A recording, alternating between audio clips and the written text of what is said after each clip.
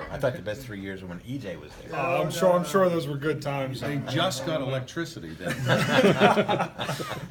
That's good stuff. Played leather helmets. Who was your first phone call to?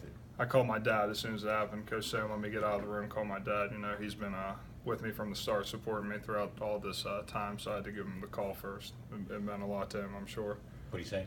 He's just proud of me. He's kind of speechless. So was I. It was a pretty emotional moment for both of us, but he told me he was proud of me. It was just special. Did you have a feeling that this day might come when you decided to take that chance to walk on here 4 years ago or whatever it was now? I always hoped it would.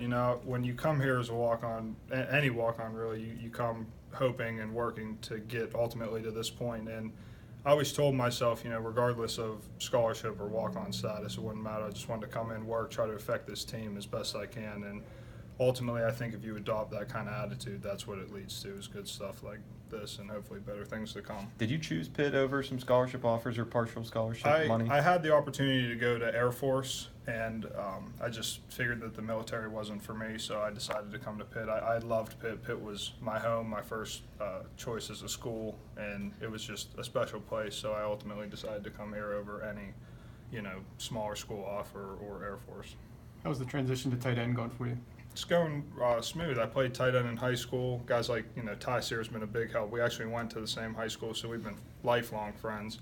And he's kind of adopted me into that room, helped me, taught me everything really that you need to know at the collegiate level to play. And it's been smooth, so it hasn't been an issue at all. Did you feel that moving to tight end might have helped you, or maybe held you back a little bit from getting a scholarship? At the time, I with that attitude I was talking about earlier, I just figured whatever way I could help this team, that would ultimately put me in the best chance to get a scholarship. So whether that be at linebacker, defensive end, or now tight end, I just tried to embrace it as best I could.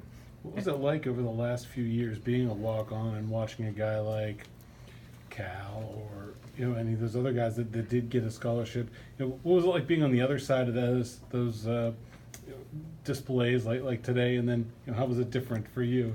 Well, it was inspiring. We're all rooting for each other. Every walk-on the team wants the next guy to get one, whether it be Sean or George. I remember especially when Sean got his, because I know how hard he was working for it, and it was it was special for him, and therefore also special for me. The way they did it for me, I thought was pretty unique, and it was pretty funny, and I liked it, and just a good feeling. I liked that a lot of hard work's paying off now. How'd they do it for you? It's kind of funny. They must have called my brother. I'm a really big Batman fan. I have this kind of replica suit that is movie quality. It's kind of nuts. and they got into my room with my brother. I live with my brother up on the hill, and he let them in. They stole it from me. So in 2 days, I'm like, "Where's my suit?" My brother assured me that it was safe. He said he was adding a belt to it or something. So I just let it go. But I was hot inside.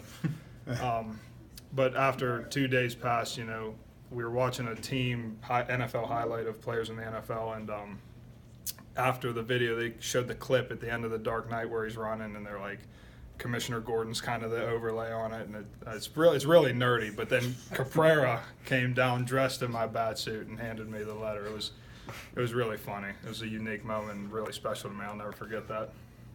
All the coaches talk about how hard you work and that you've done that no matter what position.